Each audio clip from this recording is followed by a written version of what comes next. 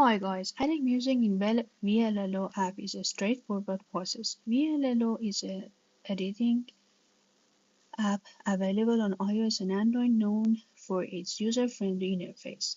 Here is a step-by-step guide on how to add music to your video using vllo.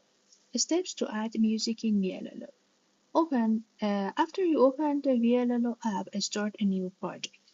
And then you can choose your video and press the editing screen. You can name it project and then creating a project. And on the left side of the screen, you have a background music and you can choose it from your files on your device, for example, release songs, and then accept this and then press the done button. That's it.